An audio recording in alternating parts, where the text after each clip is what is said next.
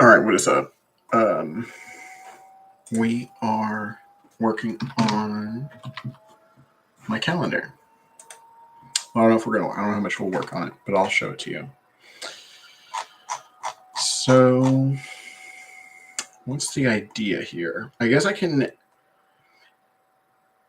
I don't think I got the idea from Claire-Elise Boucher, but Grimes has echoed a similar idea to what I'm proposing here. So, Grimes posted here on March 14th, 2024, in the old calendar, right, at 2:37 p.m. in the old time, right? It's just such a silly idea, but it's great. I actually think this is pretty cool. I think in general, the idea of being able to merge together different calendars is awesome. That's gotta actually be somewhere, like think about keeping track of Gregorian. Obviously, there are Chinese calendars. There are religious and national and all sorts of different calendars in the world. And thinking about how they all track time is so interesting. And I think it reminds me of syncretism, which is something I'm interested in anyway. But agreeing about the passage of time seems very abstract, but it's also very concrete in a way. And just reminds me of our ability to agree or disagree, get along or not in general. But anyway, so Grimes is here saying acceleration began in earnest around Pi Day last year. Okay, I don't know what happened then, but anyway, so switching from Anno Domini, so we're going away from AD to the Light Ages. I do not co-sign Light Ages personally. Like, I do not like. That has nothing to do with me. It's so funny. It's like, well, you have the same idea. But it's like, yeah, but I liked the idea first. Like, I consciously started a calendar on December 22nd, 2022. So I don't know if I have the contemporaneous memo to go with it, like James Comey or whatever, but like it doesn't matter. Like this is an arbitrary task, really, just to get me coding a little bit. So how many? So the first thing I wanted to do was like to be able to measure the days between two things. So being able with the Gregorian calendar to be able to tell how many days are between, for example, just two specific days. I don't know. The only two that I really know that I've looked up before are. Don't think I'm crazy, okay? Especially don't think I'm crazy. These are the special times that I have so far. So I have Grimes' birthday and my birthday. Then we have Jesus' birthday, which is just 0. This is interesting because there's this 7 BC. Yeah, Great Conjunction. There's this thing from 7 BC called the Great Conjunction. So this could be when Jesus was actually born, because basically going by the idea of what would be the big star in the sky that the three magi were following or whatever. Wait, is this working? Oh, I'm not even fucking sharing my screen. This is not going well. I'm not doing a good job. Yeah, sorry. Basically, yeah, we're here at the calendar. Originally, I was just trying to see how many days are in between two dates. And then I'm just showing you down here. These are where I like put in the days. So I created something called a time. It goes down to the second now. So it has like a year, a month, a day, an hour, a minute, and a second. So it could continue to go, right? I think that would actually be pretty cool to be able to do these things like closer and closer in real time. Yeah, it's interesting. Anyway, I was thinking before I was reading some criticism of relativism, and I'm wondering, like, if people will think there's accuse me of some sort of relativism when it comes to time, but I think it is.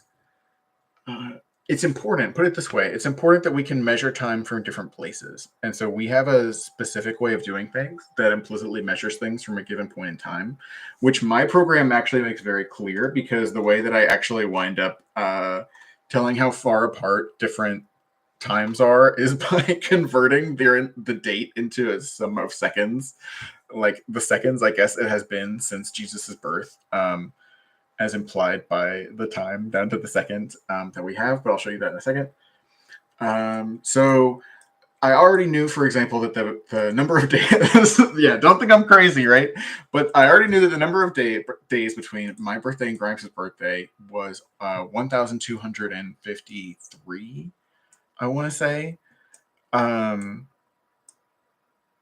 So yeah, because that's their birthday right here, March 17th. But so anyway, if you want to get down to the seconds, right? I don't know what Grimes's birth time is. I posted about this. But I mean, okay. So when I said about that, I said dang dark forest protocol or something like that. What I mean by that is, of course, like this person is not going to. There's no onus to share like the time of their birth. Like, um, yeah, that's like sensitive information or something like that. But that's like dark forest because it's like the reason why you wouldn't want to do that is because you distrust some of the people who you would be telling. And maybe it's me, but to tell me, you'd have to tell. I mean, to tell me, right? But in order to like make that information public, you would obviously be telling everybody. So, that's part of the. Some things are private, right? We keep things private. We don't want anybody to know, you know. But then we remember, of course, all things will become hidden. Anyway, doesn't matter. So we just put in. Oh, I guess I put in noon from like UTC. I don't know why, but anyways,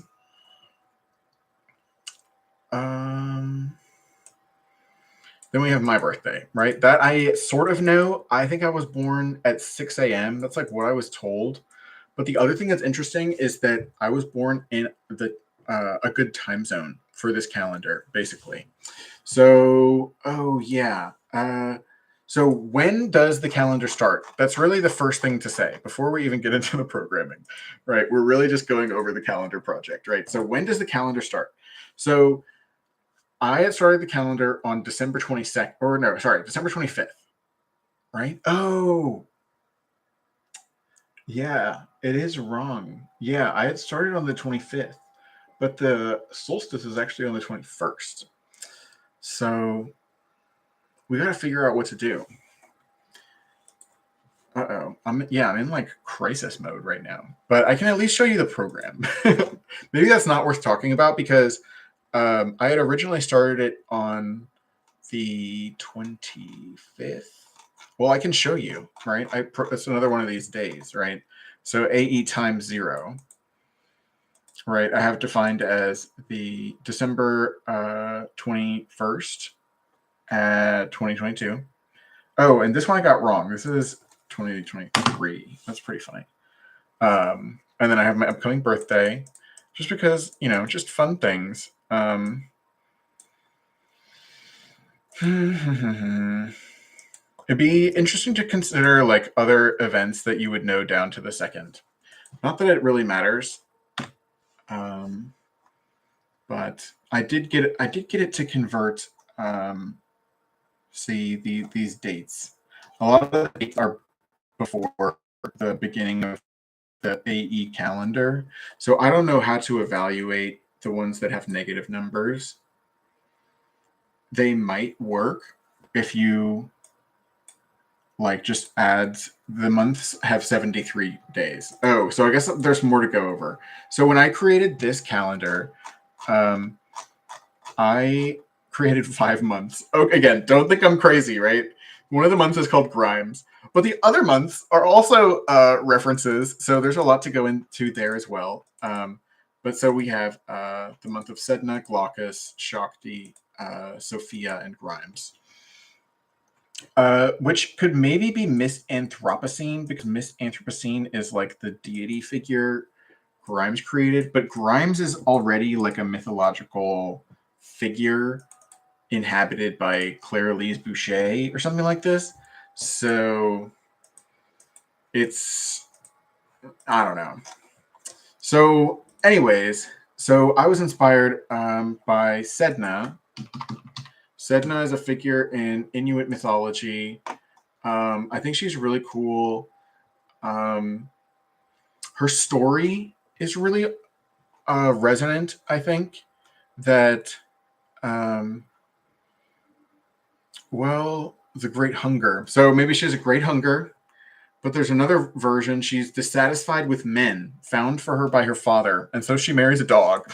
Okay, so basically, she gets either way. This is a female figure who winds up being thrown into the sea, and or I don't know whether I should actually say, is she a female figure? She's like considered a female figure, but like anyway, Sedna is thrown into the sea, and then she tries to get, or they try to get back into the boat, and their father cuts off their fingers, or their parent, their caregiver, right, cuts off their fingers, and then they become animals. So what I find so resonant about this is that in the story of this deity, this deity is traumatized, right? It is dismembered, right, if you will. If you like having one's fingers cut off is like you are not whole anymore, right? Like in terms of like, oh, be healthy, right? It's like I can't be healthy. Like if I mean, it depends on what healthy means, right? I don't mean to cast aspersion. I don't know. I think what I just said could sound pretty insensitive. And in a way, I don't mean it by like that. I just mean it in the symbolic sense. I don't know. This is going to basically tie into much more mystical references. Like if you come to Shakti, for example, Shakti is a goddess from Hinduism. So my appreciation of Hinduism has a lot to do with this concept called Leela. So it's basically the idea that the world arises just out of the overflowing of bliss of the like primordial cosmic entity or something. And here Shakti. So yeah, let those who suffer from the toils of samsara seek release. The perfect devotee does not suffer, for he can both visualize and experience life and the universe as the revelation of that supreme divine force, Shakti, with which he is in love. But so again, similar to the I guess this is in a different stream, but like I'm not so much about this like it's something else, but people think that's very important. Anyway, the all-comprehensive divine being in its cosmic aspect of playful, aimless display, Leela, which precipitates pain as well as joy, but in its bliss transcends them both. Okay, so this is where, so if you showed up for the calendar, I don't know, but this is where the names of the month come from. So sorry, like, what I like to say is Shiva is Shakti's boyfriend, right? And then if you recall, like, I am become Shiva, right? I don't know, like with the atomic bomb, like Shiva.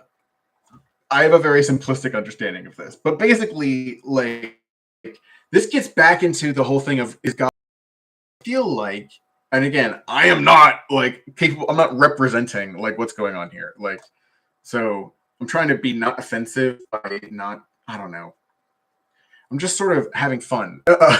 Anyway, Shiva, it seems like, is if you think about divinity or like the truth of everything, like consorting with Shiva, like again, like Leela, right? It's just this play, right? It's theater, and it's arising from Shakti, who is like joy and love, right? And it's like, oh my god, that's amazing.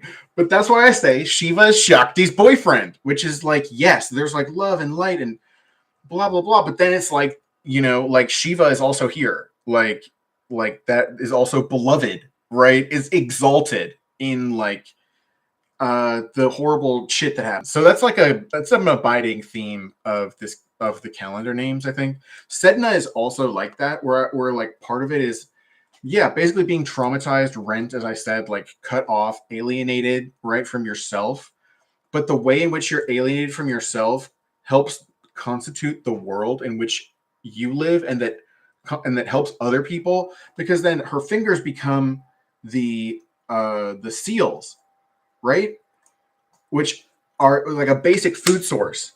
So like these people's story for where their basic food source comes is that their fingers of uh like this person who like had their fingers cut off and went to the bottom of the ocean. It's amazing. And then the other part of Sedna, which I think, it's a lot of it is freaking amazing. I really encourage you to check out this. I'm belaboring this. I think some people might want to see this. Anyway, basically, Sedna's hair will get tangled, and then the task of the shaman will be to go and comb her hair. So when she's angered the shaman to wash and comb her hair, and then she's placated, or they are placated, right? Sedna's placated and releases the animals to the hunters. So it's basically like rain dance type of situation. But like this would be, I don't know, people would have mystical trance. There would be a lot going on with this. But in terms of like what it means to me, and especially also with the time of year that it is, it's like wintertime, sort of. Because it doesn't have to be, especially if you're in the other hemisphere. So,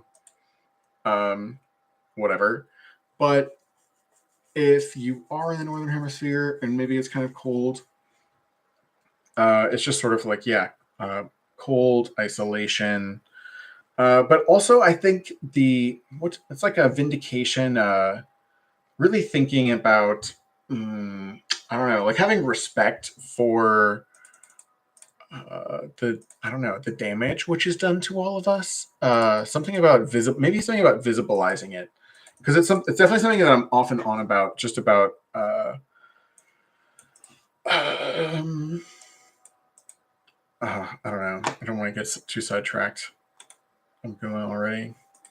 So then let's just go off to Glaucus. So Glaucus is somebody who's mentioned by Plotinus in his idea of the undescended soul. Does it come up in the Republic? I don't know. See, this is the thing where it's like... okay, we do have it. Oh, but it's like this. Oh, that's good.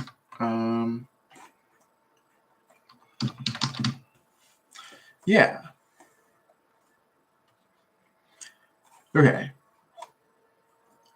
Right. So it has to do with the soul, right?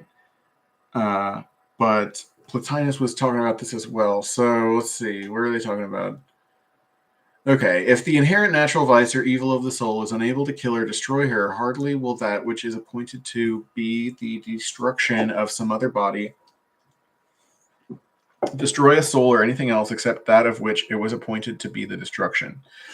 Yes, that can hardly be. But the soul which cannot be destroyed by an evil, whether inherent or external, must exist forever, and if existing forever must be immortal, certainly.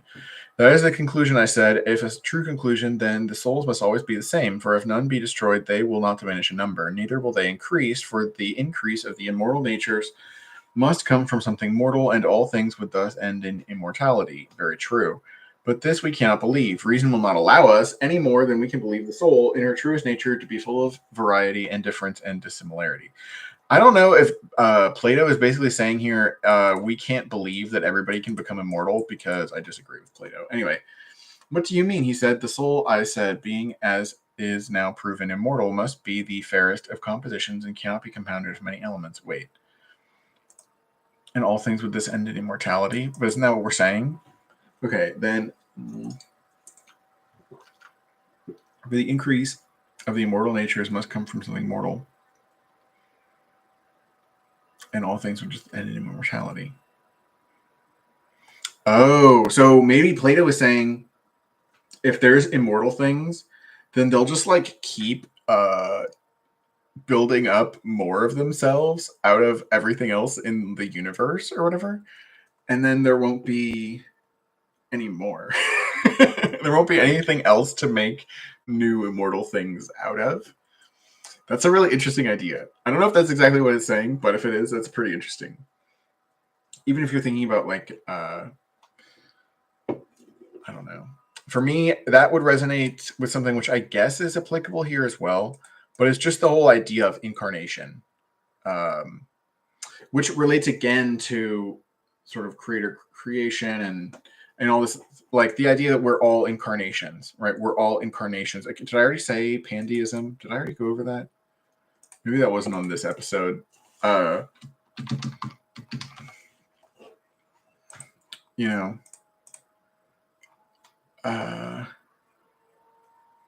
where's it going with that? Shiva Shakti. We're now on Glaucus.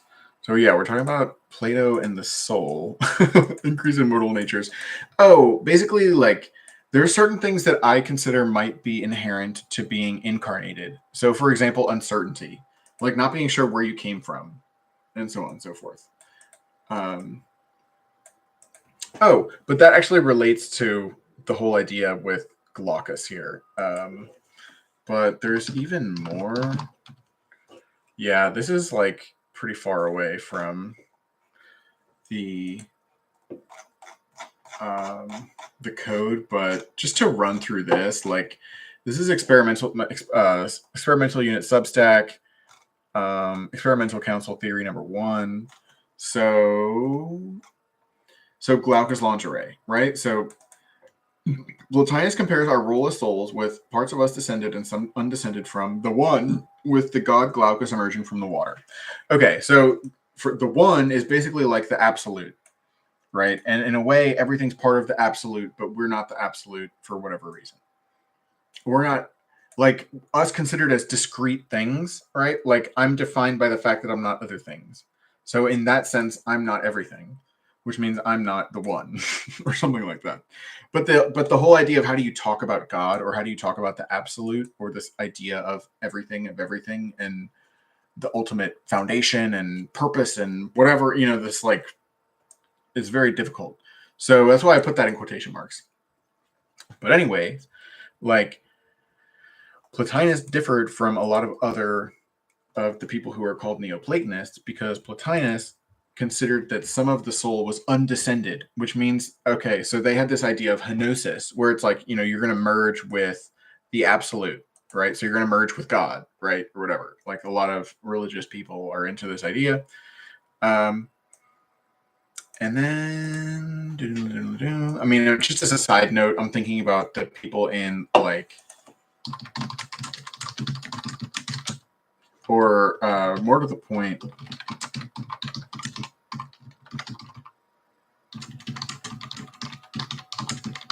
I wonder if that will come up.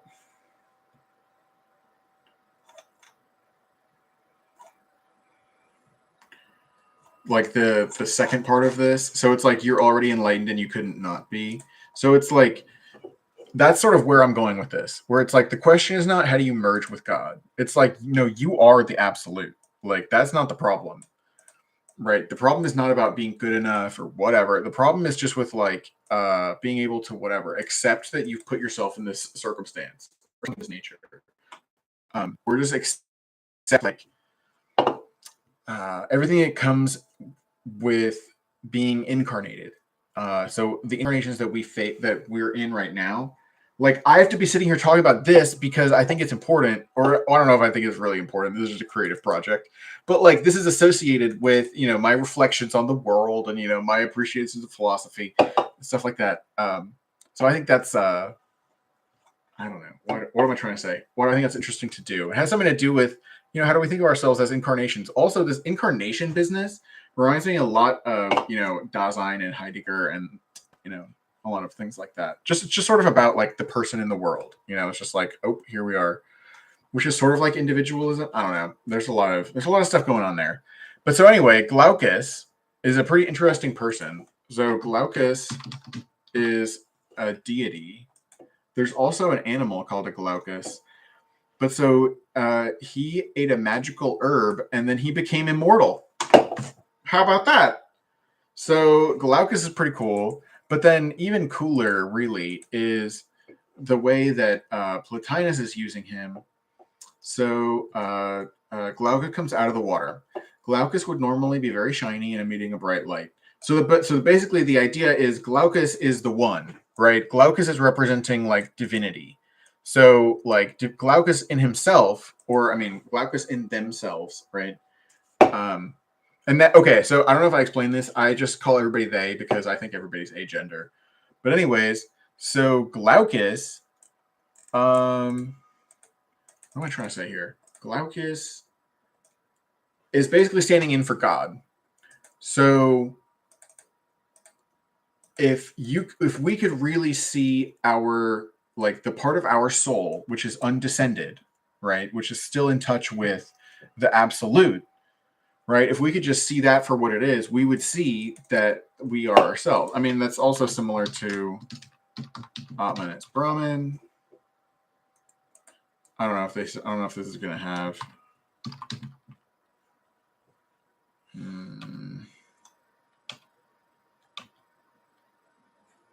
some teach that Brahman is identical with Atman, while others teach that Atman is part of Brahman but identical. Right? I mean, this would be very similar, right? Like, if God withdrew, right? We're back to pantheism, right? Pantheism holds that such an entity became the universe and ceased to exist as a separate entity. I don't know if... What I don't like about this is that it, like, ceases to exist as a separate... Like, no, like, I think it ceases to exist as... Or, like, any sort of universal thing that there ever was at a certain choke point, like, disperses into the collective wills of all of us. And we are all just doing the will of God or whatever, because we're all different parts of God. And if we seem to be in disagreement, then we're actually not, right? Anyway, so let's see here. So normally very shiny and bright light, but this is not visible because he's encrusted with barnacles.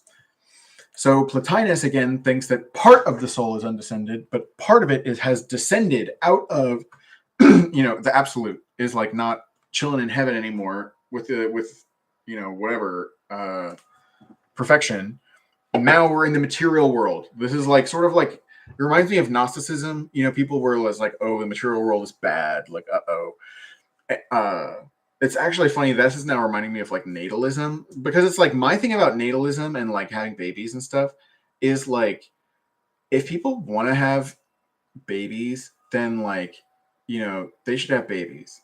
But like, if people don't want to have babies, like, people should not be jerks about like trying to make other people have babies. Like, I think applying pressure in that direction is extremely inappropriate. Because I guess to get into it, like, personally, I think that we're artificial wombs will take care of any sort of problem there, as well as the fact that technology, I think, is extending the lifespan to the point where, I don't think that the population cratering is an issue. I think that whatever economic problems develop, need to be addressed with social change, basically, and developing the legitimacy to engage in the largest experimental emergency response of all time is sort of like what the idea is. Anyway, so Glaucus descended. So anyway, so similar to Gnosticism, it's like the material world is not as good as heaven, right? So part of us has descended now into this material world. From the absolute to something else with a moon mirror. Well, these barnacles on Glaucus can be wiped away, and this is the process of us purifying ourselves so that the undescended part of our souls can shine forth. So that's then the justification of practice, right? It's like, this is why we do things. This is why we try to improve ourselves, because it's like we have perfection inside of us, but there's also, like, our habits, for like, we're getting in our own way because there's other parts of us that are not as refined. So we need to refine ourselves in order to allow our perfection to show itself.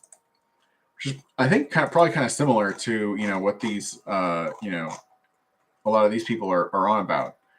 when it comes to Shaktism and things of that nature. Okay, so where I come in, right, is that I say, I don't see how the barnacles can be different than the God. How can anything obscure the glory of God? It's because I have this part of my thing is like this triumphalist thing of like, how dare you like act like God? I don't even know. Like I'm accusing other people of underrating God, basically. Because it's like how could God, like the light of the divine, within this metaphor, which is admittedly just a metaphor, but it's like how could there be any particles that would hide um the light of God? It's like I'm not buying it. Sorry. Anyway, how can anything obscure the glory of God? It's impossible. So it's all God, basically. That's the issue, right? That's why we're back to pandeism, because it's like all. Anyway, I'm not exactly a pandeist. There's like panentheism, and these people that I know do this thing called entheism. This is people that I just met at like these psychedelic meetup groups. But like, so that's kind of, I don't know, whatever, but that's awesome. I mean, they've been on my show. They're wonderful people. Yeah, but it's just like God is within, right? Which is sort of what I'm on about, right? Like God is like divinity, but then the whole thing is like, if everything's divinity, what does it even mean to say that it's divine, right? Which is just like, yes, now you're getting into the place where it's like, I was just talking to my friend who introduced me to this. There's Meister Eckhart. It must be down here somewhere. They should be anyway. See, like, one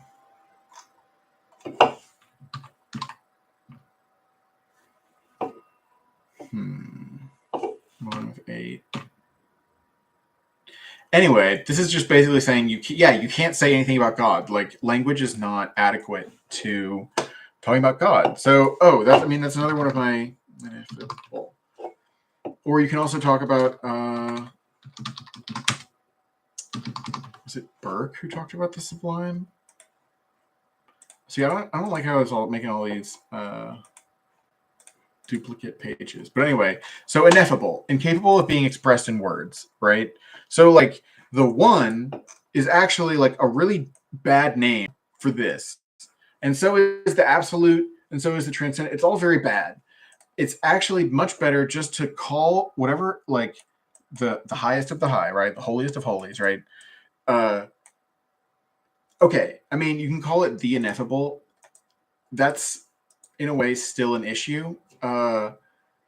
Oh yeah, no, this is something in a different stream, but it was talking about how syncretism. I might as well just get into this because we're far off. But these are just the cultural influences on my calendar, so you know what, you have to deal with it. So syncretism. So I was saying how like I like syncretism. I even advocate for like pan syncretism. So it's like we're building all religions into each other. And then that's where this is good. I should have been doing this for a long time because like this is where I can be like, I refer you to Sri Ramakrishna, who I don't know. There's like some. Oh yeah, okay. I practice all the religions, try all beliefs, all the different paths, all the different ways once. Quarreling in the name of religion. They never reflected he's called Krishna, is also called Shiva. Bears the name of the primal energy, Jesus and Allah, same Rama. Okay. So, right? So he's just basically like, all religions are one. So then I go like, oh yeah. I mean, again, this is on a different stream. I guess I gotta put it back up because it just like starts to get you into it. Because there's political theology, right? Which is sort of a bit of a taboo because it's associated with Carl Schmitt. But the idea that politics is similar to religion is much broader than that. Although, we do need to talk about Carl Schmitt. But anyway, given that, we can think about political ideologies in terms of religions, then we can apply, Sri Ramakrishna protocol where, we also have this. William Blake is a noted awesome dude. I don't know if you're aware. So there's a lot to this. Anyway, so there's all religions are one, right? The voice of one crying in the wilderness. All religions are one. As the true method of knowledge is experiment, the true faculty of knowing must be the faculty which experiences this faculty I treat of. That the poetic genius is the true man, and that the body or outward form of man is derived from the poetic genius. Likewise, that all the forms of all things are derived from their genius, which the ancients was called an angel and spirit and demon. As all men are alike outward form, so and with the same infinite variety are all are alike in the poetic genius. How long does this go on? It's not that long. Okay. No man can think right or speak from his heart, but he must intend truth. Thus, all sects of philosophy are from the poetic genius adapted to the weaknesses of every individual. Boom. This is okay. So this is where you're getting into fucking tradition. Like, this is where it's just like, it's like the worst person you know just made an awesome point, you know? Like, this is where you're getting into like traditionalism and perennial philosophy. Because somebody was even on Reddit. I hasten to inform you, right? Like, somebody was on Reddit talking shit to moi. I'm sorry. Was talking shit to me about this person believes in perennial philosophy, which is a right-wing idea, which is like fair to bring up, but like, don't cast aspersions. Don't do all your guilt by association. There's a lot of this in general. Like, I remember I was being like, I want to be a consultant, and people were like, but consultants are like not cool or something. And I was like, just because other people have done something badly doesn't mean that you can't do it well. So maybe that applies to some other people out there. Yeah. Side note into self-help here. You should believe in that thing. That the thing other people don't believe in. I believe in you. You're on something there. Anyway, traditionalism. So basically, the reason why I bring that up is that what William Blake is saying here is that the poetic genius is basically, divine wisdom. So we're back to the one in a way. It's flowing through, it's at the end of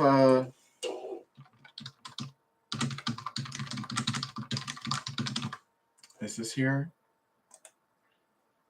Yeah. I mean, this track, at the end of this, the dude says, oh no.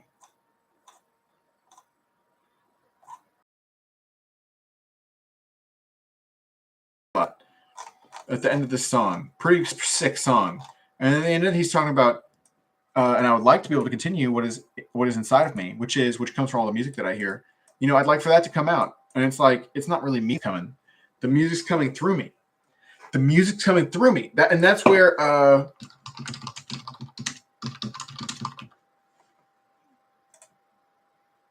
don't think I'm actually gonna play this video because I think I'll get in trouble. But this video, Chief, the spirits have got me. And then I don't know if this is a different video, but that's where it's like, that's where we're back to animism. We're like, everything is full of gods, which is Thales. There's another thing I thought of. But anyway, so Glaucus, I didn't even finish my story, right? So this was all just explaining how, like, for me, I don't see why people say that because things are bad, they like can't be divine or something. So I changed the story. I'll put it that way. I'm gonna try and like keep it concise at this point. So I changed the story.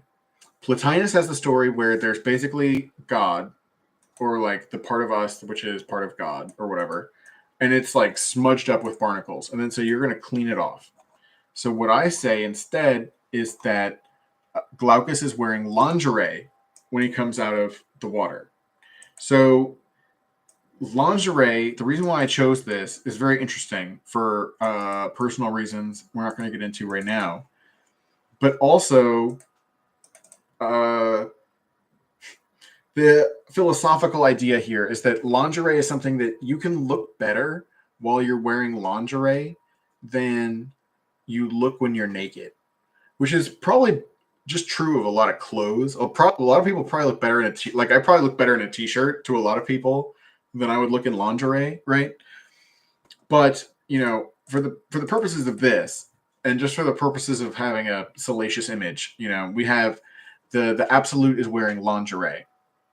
So the point of this is tapping into the whole discourse around attraction and what is it that we want when we want sex, for example, right? Because lingerie is like it's making the body more attractive. It's like you want to have sex with a person because they more or something because they are wearing lingerie or whatever does it mean. But of course, what the lingerie doesn't. You don't necessarily always have to take it off, but what to say? It's a funny topic for sure, but anyway, Glaucus is just wearing lingerie. So Glaucus looks better than Glaucus looks than Glaucus would if Glaucus were naked or something. So the idea of this is that as we think about trying to see the divine, right? There are certain things that we feel like get in the way of appreciating the divine.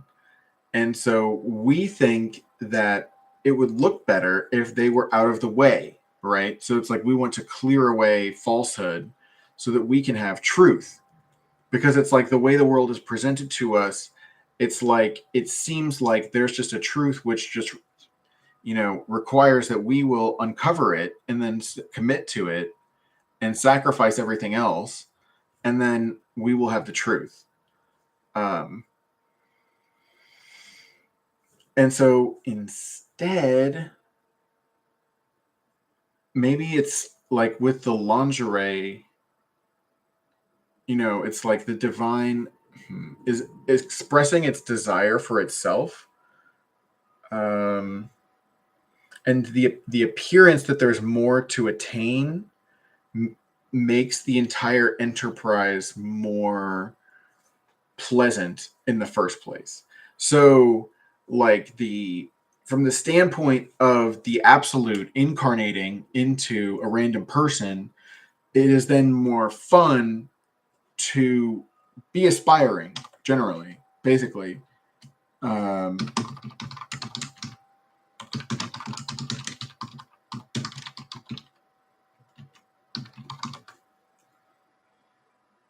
don't know if I'd be able to.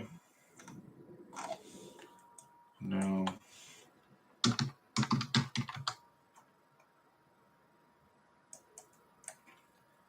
Or maybe.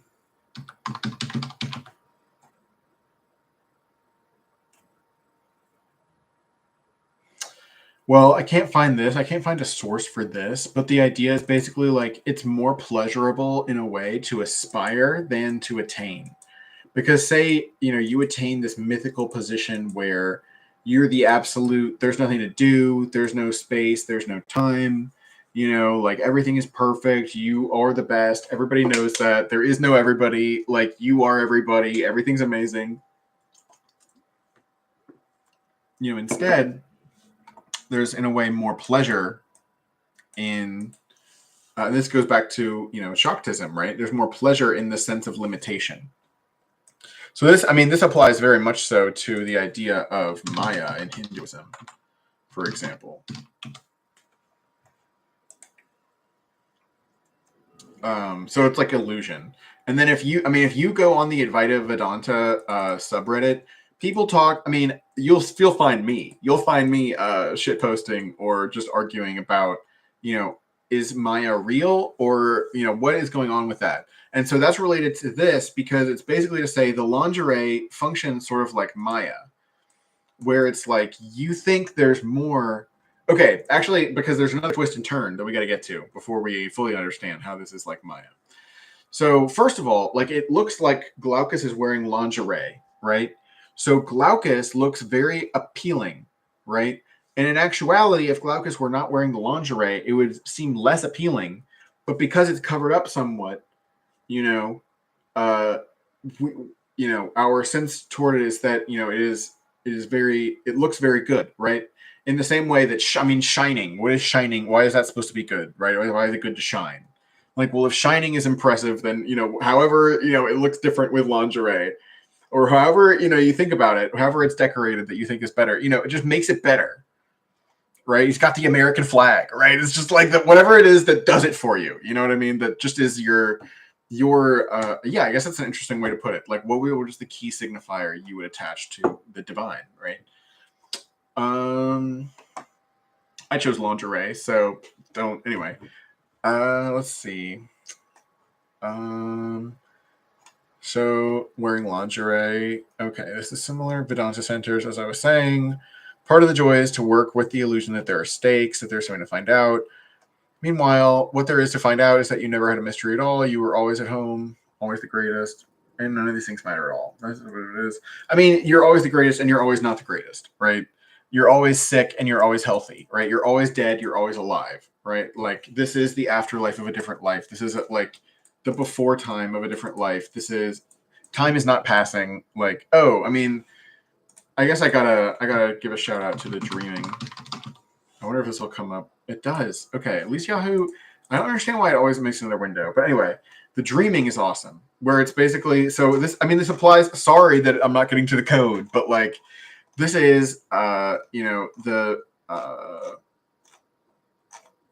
associated with Aboriginal Australians, and it's something about like the time of origin is also still with us. So it has everything to do with our different ideas of time, right? It's a big fucking deal. Oh my god! Oh my god! I have the best idea ever. So you basically have like an app, right? Like that's part of to just maybe I can intersperse this because just to like intersperse this with like what this could even be good for. Like I'm obviously reinventing the wheel, but like I don't usually code.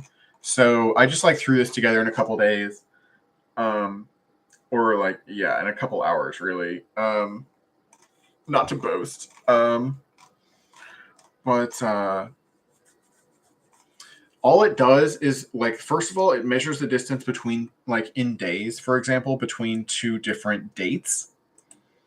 So you can give it dates.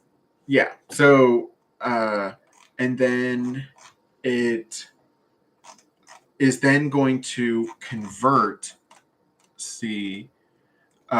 to a different calendar. So this calendar starts on. This is maybe a good place to get into it, but it starts on the winter solstice of 2022. Oh well, this is actually a.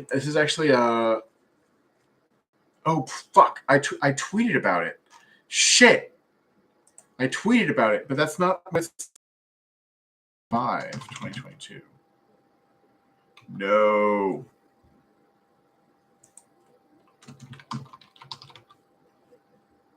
Anyway, so I kind of messed it up. So, but that's okay. So it then converts this time to like the AE calendar time.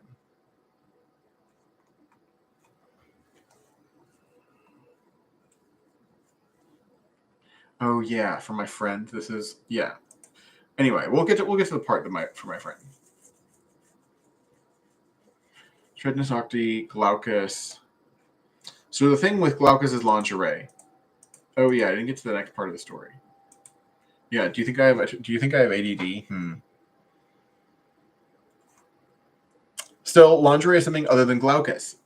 So my original issue with the barnacles, right, was that how can God's light or whatever be stopped by barnacles? Doesn't make any sense. So similarly, how can that happen with lingerie? It can't. Like there can't be anything which will get in the way of your perception of God, basically. So the next level of the parable is to say that Glaucus is really naked. This is simply that Glaucus is tattooed with what looks like lingerie on him. So God looks like it's wearing clothes, it is hidden, but its hiddenness makes it all the more attractive. Yet in actuality, there is no hiddenness. You are actually always seeing God naked. It's just that its nakedness is in appearing to be clothed. Its transparency appears to you as opacity, which is the only way that it can appear, since in reality you are it, and you cannot appear to yourself since you are appearance. You are the concept of two. I don't know what that means. Commentary. The remaining bit is to point out that even in the final panel, Glaucus remains as an image that you were supposed to consider. Someone is seeing God and it seems naked, but what is obvious seems mysterious, etc. But who is this appearing to? This goes again to show that no parable can express or represent the situation at hand. Again, what is desirable is to continually introduce new poetic images and tear away and cannibalize the old. And in fact, this is all we ever do. So that's part of that's the lore of Glaucus that I'm working with. And then we get Shiva, and then Grimes is just there because of Miss Anthropocene is so amazing. Like, this album is so good. And I really think that I associate it with this thing called grand style that Nietzsche wrote about. Oh, there is a Wikipedia on this. And I don't know if they have anything by Nietzsche. They don't reference Nietzsche here. But like, this is a place where I like the duplicate. I don't know. Oh, wow.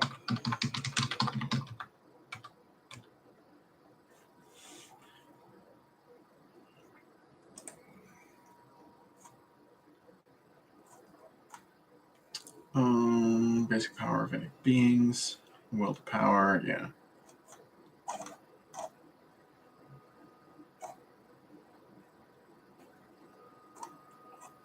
Mm-hmm.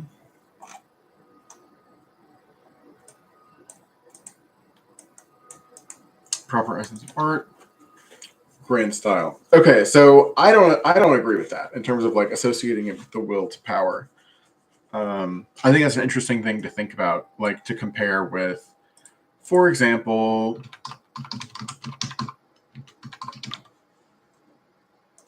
the nature of war.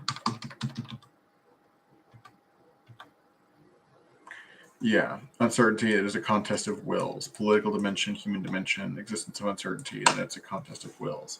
So if you consider that this is basically, the theoretical elaboration and practical elaboration of, this idea that people are fundamentally about will to power, and we gotta work on that. But anyway, the grand style. I guess I just have my own. I just have my own vibe about this. So I see it as a grand style is like, oh, that's funny. I just realized I have something very similar to a painting. But yeah, just like the putting it all together. Because if you then look at like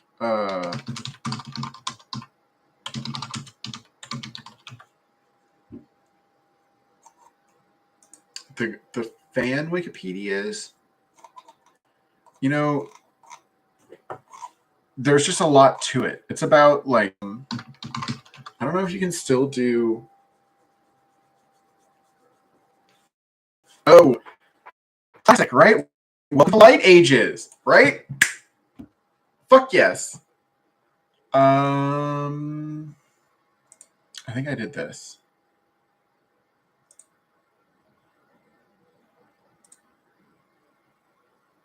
Oh. Is it going to show my password? That's the problem. Uh-oh, it showed my mom's email address.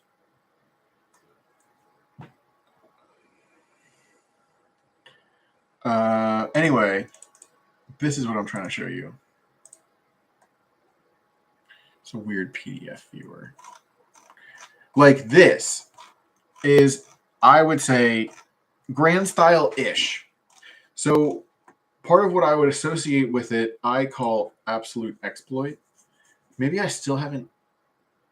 I think there's still not one. I need to write one on absolute exploit. Yeah, so I need absolute exploit.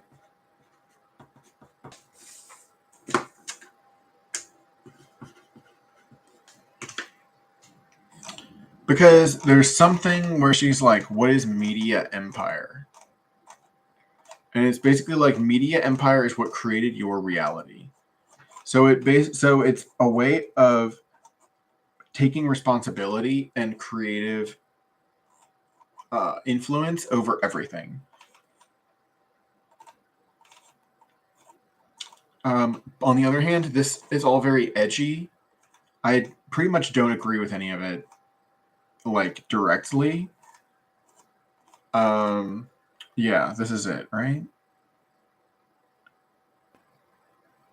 Ethereal content, world's leading provider of ethereal content. I mean, shit like this is just funny. While we have the ability to own everything, we take no responsibility for anything we own. I mean, that's the opposite. I mean,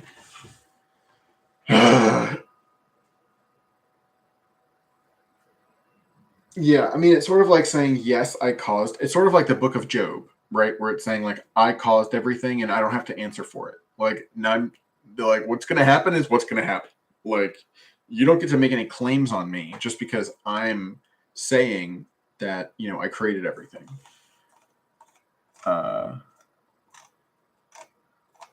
Chaos, who is a dancing god. I mean, again, like Shiva. I mean, a lot of this, anyway.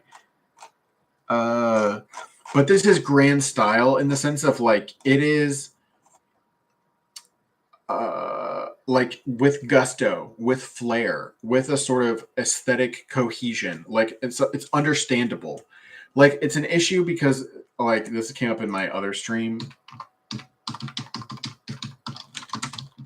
I can't spell aestheticization, but like this whole idea is so fucking problematic. Like, but it basically gets us into, I mean, like clearly Boucher, the whole thing. It is there's problematic associations.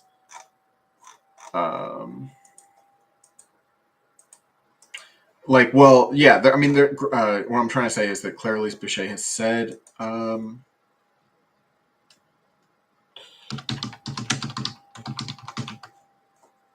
think she.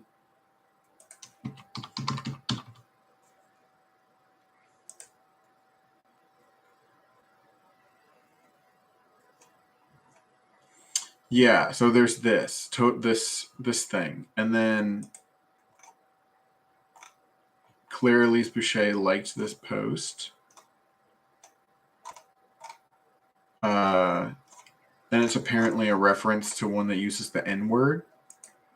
And like people should know that or something like that. So that's an issue. But I named a month after her just because yeah, she was I don't know, it seemed appropriate. In terms of the figures that I was inspired by. I chose ones that like these different deities are associated with other people, but they're not public figures. So or I mean Glaucus is kind of associated with me, but whatever. They're all kind of associated with me. But anyway, there are also other people who are represented, but they're not. As I said, they're not public figures, so I'm not, using their names or anything. So I use these other, things instead. So I have 5 months, and we have 5 months of 73 days. Okay, so this is the time where we are going to talk more about the code. So it's really not that interesting. I created a class called time. So a time is like a moment in time, and it like is defined by the calendar, year, month, day, hour, minute, and second. I don't know if there are alternatives to the hour, minute, second convention, like in the Chinese calendar, or that's where it's like there's probably 1,000 Chinese calendars, but in Chinese calendars or whatever, alternatives to our Gregorian calendar. I'm curious whether there's alternatives to hour, minute, seconds. And then what else? So you can choose the calendar, and then it's like a moment in time. It's a second. We're reconnecting here. So when you create one, you put in all this information. So that's like right here. This is where I make them. So again, don't think I'm too weird. So we have Grimes' birthday. We have my birthday. And then we have, this is something that I'm still actually trying to figure out. It's either this.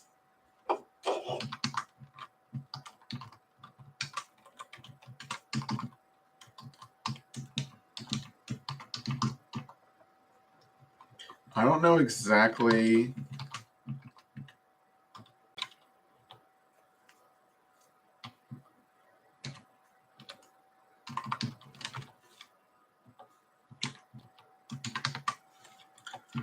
So it would also be 2022, but it would be like Christmas, but I don't know what hour. So we'll just put midnight for now. That would be the easiest way to do it. But you didn't do that, did you? No, I didn't. So what I did was I made, oh yeah, it's not going to work yet. I made the beginning time for my calendar. Well, I decided a couple days ago and I tweeted about it. So it's just official now. I made it December 21st, 2022. So it's the winter solstice. So where's that? I got all excited trying to play this song and it's not out yet. So is this going to do it? No, this isn't the one that got me there. I got to go to Google. We got to bust out the big guns for this one. Yeah. No, it's not what I want.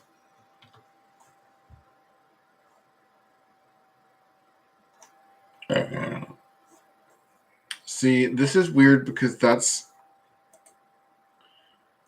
it's not what I thought.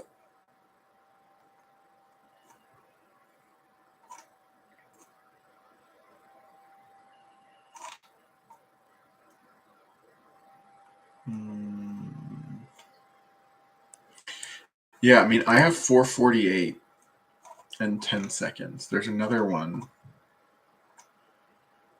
Oh dear.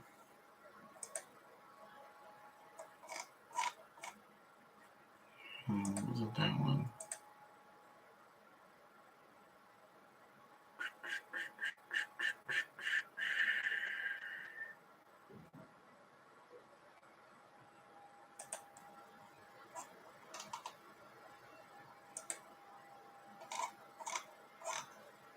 No, I'm trying to figure out when exactly to the second.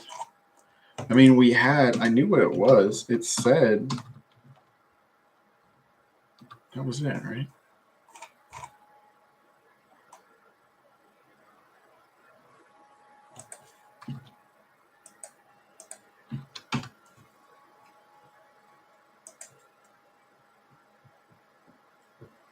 Oh, weird.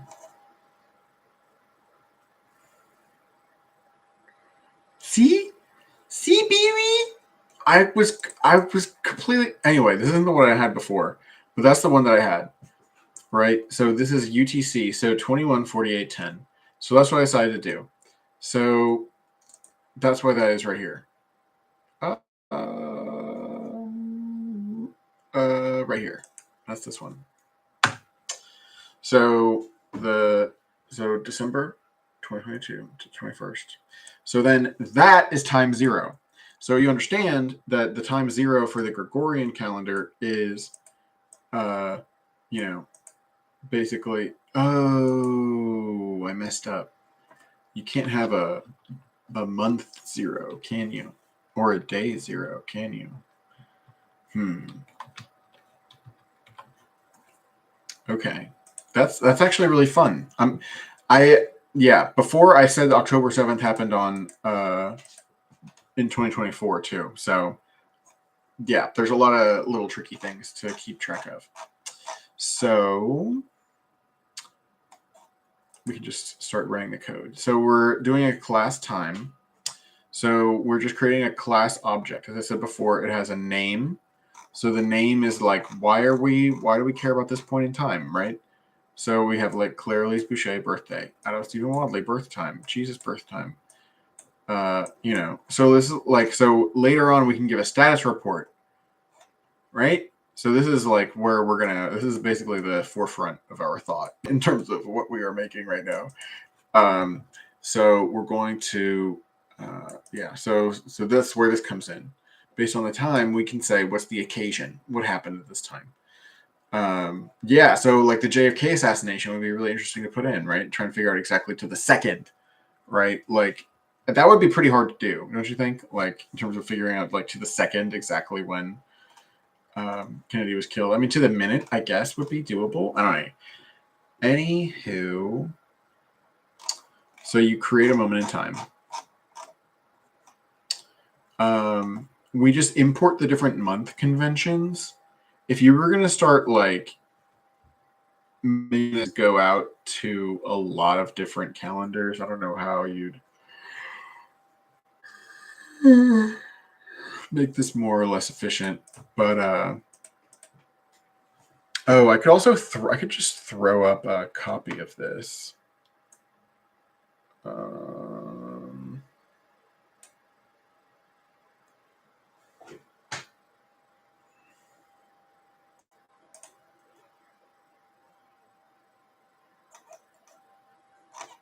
Yeah, so can I like share this? Oh, this is on a different. Oh, this is on the wrong.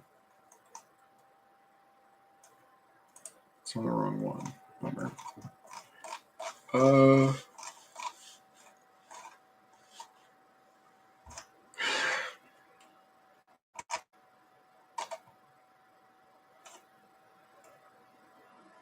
Yeah, this could be a lot shorter. So you just create a moment in time,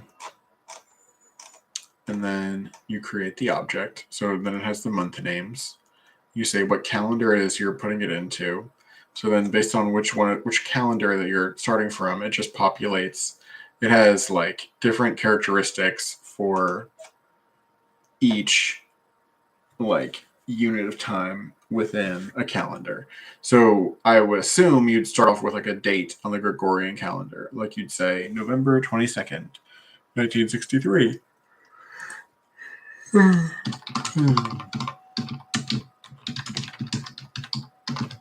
Yeah, like the time.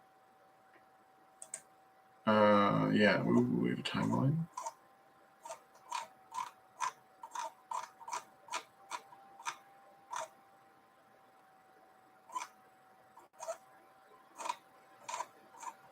Yes, it's by the minute.